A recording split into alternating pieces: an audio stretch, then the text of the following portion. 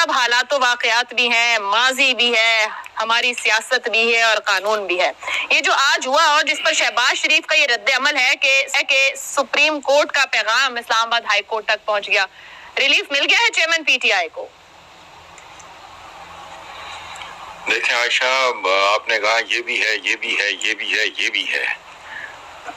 آپ بھول گئیں کہ میرا ایک اپنا مزاج بھی ہے. میں جسٹس قیوم فیم اور سپریم کورٹ پہ حملہ فیم لوگوں کے اس طرح کے کسی بیان کو تبصرے کے قابل بھی نہیں سمجھتا. It does not merit even a comment. Please. یہ لوگ اس قابل ہی نہیں ہیں. لیکن آپ کی بات ٹھیک ہے، ایک وقت وہ بھی تھا، ایک وقت وہ بھی گزرا ہے جو پاناما کے بعد کے معاملات رہے اور جس طریقے سے چیزیں چلی. اس کو اس طرح سے رکھ لیا جائے کہ کیا جو آج ہوا وہاں چیئرمین پی ٹی آئی کو ریلیف مل گیا ہے، ریلیف نظر آتا ہے، مستقبل بہتری کی طرف جاتا دکھتا ہے؟ اس کو کامنٹ کر لیجیے. نہیں، میں نہیں اس کو ایسے دیکھتا.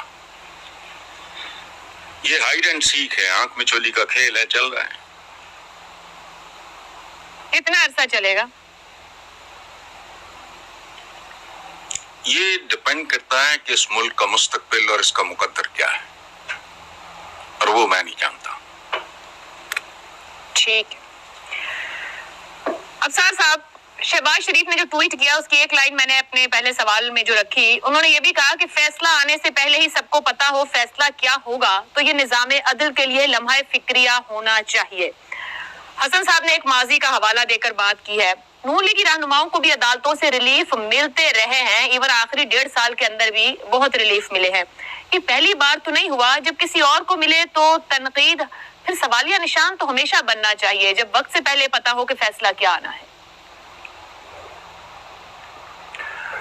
میرے خیال میں بدقسمتی ہماری یہی ہے کہ 2023 میں بھی ہم 90s کو دوبارہ چلتا ہوا دیکھ رہے ہیں. 90 کی دہائی میں جو کچھ ہوتا تھا اس ملک میں، یہ جو حسن نثار صاحب نے اگزامپل دی ہے جسٹس قیوم والی، 90 کی دہائی میں یہ ہوا ہے نا.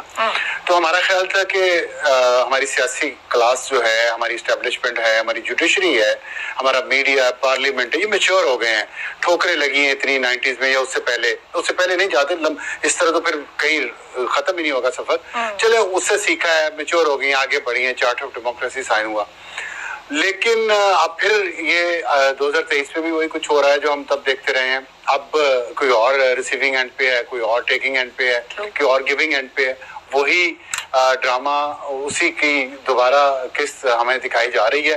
کیا ہمارا دلچسپی اس پہ رہ گئی؟ اور اس کی وجہ سے اس وقت ملک میں جو حالات ہیں وہ ہیں. خان صاحب کو ریلیف ملے نہ ملے، لیکن ان کی ٹور تو بن گئی ہے نا. انہوں نے یہ تو دکھا دیا نا کہ سسٹم کے اندر ان کے لیے ابھی بھی بہت دروازے کھلے ہوئے ہیں. ان کی سپورٹ ہے اس سسٹم کے اندر، اور چاہے صحیح ہے یا غلط. میں تو سمجھتا ہوں کہ خان صاحب کو جو ریلیف ملا صحیح ملا ہے. اگر ان کو انصاف مل رہا ہے تو اس پہ ہمیں اعتراض نہیں ہونا چاہیے، اور تیزی سے مل رہا ہے تو اس پہ بھی ہمیں اعتراض نہیں ہونا چاہیے کہ دوسروں کو کیوں نہیں مل رہا. آپ دوسروں کے لیے کہیں کہ دوسروں کو بھی ملے، لیکن خان صاحب کو اتنی تیزی سے کیوں مل گیا؟ اور اس کی وجہ کیا صرف سپریم کورٹ کے ججز ہیں؟ تو ہو سکتا ہے یہی وجہ ہو، لیکن اس کا اطلاق جو اس مثال کا جو قائم ہوئی ہے یہ دوسروں پہ بھی ہونا چاہیے. اور دوسری بات یہ ہے کہ جو پی ٹی آئی کے سپورٹرز ہیں اور چیئرمین ہیں پی ٹی آئی کے، ابھی کچھ ہی دن پہلے کتنی سخت زبان استعمال کی جا رہی تھی اسی چیف جسٹس کے خلاف. اسلام آباد ہائی کورٹ کے چیف جسٹس کے خلاف ٹرینڈ بن رہے تھے ان کے خلاف. ان کے اوپر عدم اعتماد خان صاحب نے خود کیا، اور پھر سپریم کورٹ میں ان کے خلاف گئے کہ یہ ہمارے خلاف فیصلہ کرتے ہیں اور ابھی بھی ڈیلے کر رہے ہیں. تو تبھی سپریم کورٹ بھی اتنی ایکٹیو ہوئی، اور اتنا ایکٹیو ہونے کے بعد جو چاہیے تھا خان صاحب کو وہ انہوں نے دے دیا ہے ان کو. لیکن وہ وہاں اٹک جیل کے دروازے تک پہنچ پائے گا جو تحفہ یہاں سے روانہ ہوا یا نہیں ہوا یہ دیکھ رہا ہے، کیونکہ راستے میں بہت ساری رکاوٹیں، بہت ساری چیک پوائنٹس، بہت ساری چھاونیاں پڑتی ہیں. وہاں سے گزرتے ہوئے یہ تحفہ اسلام آباد سے اٹک پہنچنا ہے.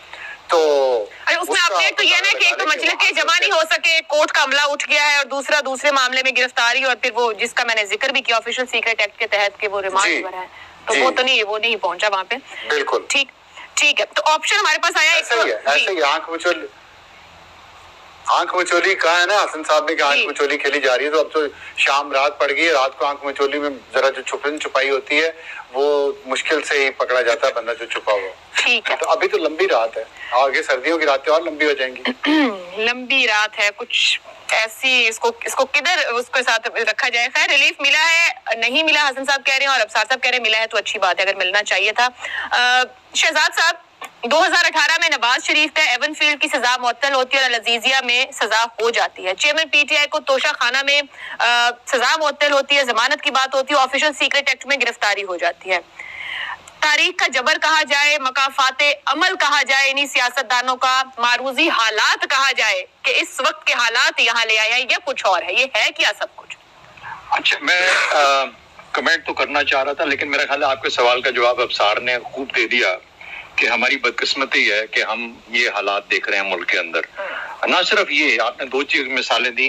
یہاں پر تو مقدمات, اتنے بڑے بڑے مقدمات, اتنے بڑے بڑے الزامات جو کہ ہوتے ہیں, وہ جو ان کے مقدمے قائم ہوتے ہیں انویسٹیگیشنز کے بغیر ختم ہو جاتے ہیں, اور گھر جا کے بتا دیا جاتا ہے کہ آپ کے جو مقدمات ہیں ختم کر دیے گئے. یہاں پہ تو حفاظتی ضمانتیں ہو جاتی ہیں, نہ صرف ان لوگوں کی جو کہ سیاست میدان سیاست کے بڑے سورما ہیں, بلکہ ان کی اولادوں کی بھی حفاظتی ضمانتیں ہو جاتی ہیں before the board an aeroplane, جہاز پہ چڑھنے سے پہلے.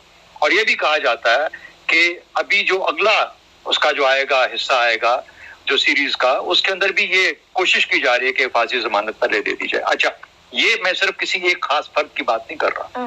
اسی طریقے سے یہ بات کی جا سکتی ہے کہ جو اشارے دیے جا رہے ہیں یا اشارے دیے گئے, اس سے کس طریقے سے کسی کو ریلیف ملتا ہے. اور بہت زیادہ بحث ہوئی ہمارے پروگرام میں کہ پی ٹی آئی کے جو پرانے جو ہمارے قوم ہے, جو چیئرمین پی ٹی آئی ہیں, ان کو کس طریقے سے سپورٹ یا ہیلپ کہیں نہ کہیں کسی نہ کسی کونے سے مل رہی ہے جوڈیشل سسٹم کے اندر.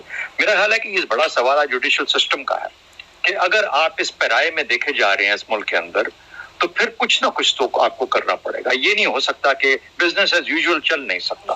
واقعی میں جو انصاف کا نظام اس حد تک کروڑ زدہ ہو چکا ہوا ہے, اتنا کروڑڈ ہے کہ حقیقی طور پر اس کے اوپر اعتماد لوگوں کا آہستہ آہستہ ختم ہوتا جا رہا ہے, بلکہ مکمل طور پہ میں تو کہتا ہوں اب کچھ رہا ہی نہیں ہے. اور دیکھا یہ جا رہا ہے آنے والا چیف جسٹس جو ہے وہ کیا کام کرے گا, یا کس طریقے سے اس کو بحال کرے گا, یا کس طریقے سے لوگوں کا کانفیڈنس واپس گین کرے گا.